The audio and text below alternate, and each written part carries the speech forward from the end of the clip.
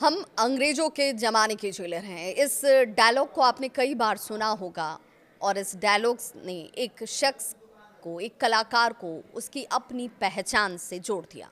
बॉलीवुड से जो खबर सामने आई, उसने फिल्म जगत को ही नहीं बल्कि कलाकार और उसकी कला को सराहने वाले लोगों तक जैसे दुख को फैला दिया। शोले जैसे क्लासिक से लेकर हेरा फेरी जैसी कॉमेडी तक अपनी अदाकारी से सबको हंसाने वाले असरानी अब हमारे बीच नहीं रहे। 20 अक्टूबर सोमवार का दिन मुंबई में उन्होंने अंतिम सांस ली। उनका निधन हो गया। वे लंबे वक्त से बीमार चल रहे थे। उनके निधन की जैसी ही खबर सामने आई, शोकाकुल अभिनेता, नेता, उनके आसपास उनकी अदाकारी को देखने वाले लोगों ने एक सुर में कहा कि अब इसकी क्षति पूर्ति नहीं हो सकती है। हमने अभिनेता निर्देशक गोवर्धन असरानी को करीब से देखा है, उनकी अदाकारी को देखा है, उसमें किरदार को जीवंत होते हुए महसूस किया है। अभिनेता निर्देशक गोवर्धन असरानी का मुंबई में लंबी बीमारी के बाद निधन का हो जाना हम सब के लिए एक दुखद खबर रही।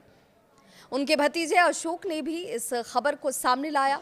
असरानी के अंतिम संस्कार की रस्में मुंबई के सांता क्रूज शमशान घाट पर संपन्न हुई, जहां परिवार और करीबी दोस्त उनके साथ मौजूद थे। जयपुर में एक सिंधी परिवार में जन्मे असरानी ने सिनेमा की दुनिया तक पहुंचने के लिए एक लंबा संघर्ष किया है। सफलता से, जिस उपलब्धि से, जिस चर्चाओं में आप असरानी को सुनते आ रहे हैं, उसके पीछे उनकी कड़ी मेहनत और एक लंबा संघर्ष रहा है। उन्होंने सेंट जेवियर स्कूल से पढ़ाई की और राजस्थान कॉलेज से ग्रेजुएशन पूरा किया। और ये कहा जाता है कि पढ़ाई का खर्च उठाने के लिए असरानी ने ऑल इंडिया रेडियो जयपुर में वॉइस आर्टिस्ट के तौर पर काम किया, लेकिन मन उनका हमेशा से अभिनय की तरफ ही रहा और अभिनय उन्हें अपनी तरफ खींचता भी रहा। 1967 में आई फिल्म हरे कांच की चूड़ियां से उन्होंने बॉलीवुड में डेब्यू किया।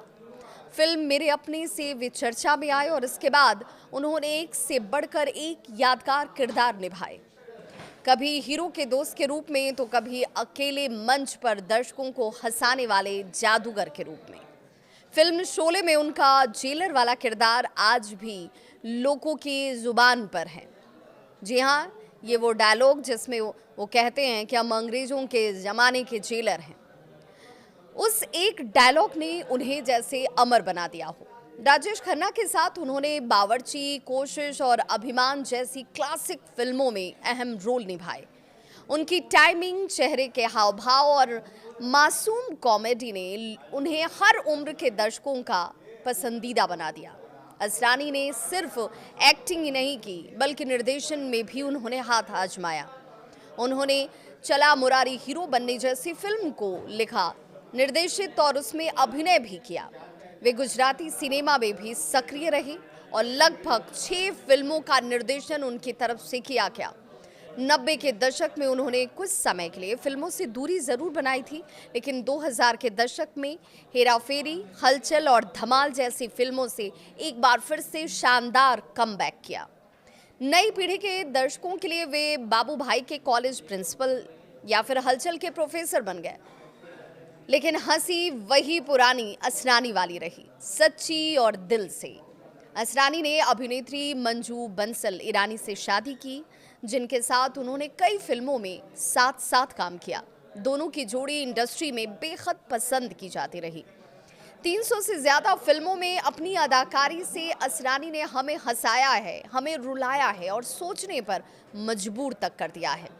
आज वे हमारे बीच भले नहीं हैं, लेकिन उनका काम, उनकी जिंदा दिली, उनकी मुस्कान, उनका कॉमिक सेंस हमेशा हम दिलों में जिंदा रहने वाला है।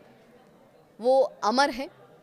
उन्होंने अपने काम से, अपनी अदा से, अपनी कलाकारी से साबित कर दिया कि कॉमेडी सिर्फ हंसी नहीं होती है, बल्कि वो एक कला है जिसमें रमना पड़ता है, जिसमें डूबना पड़ता है, जिसमें रचना पड़ता है। असरानी जी को हमारी विनम्र श्रद्धांजलि।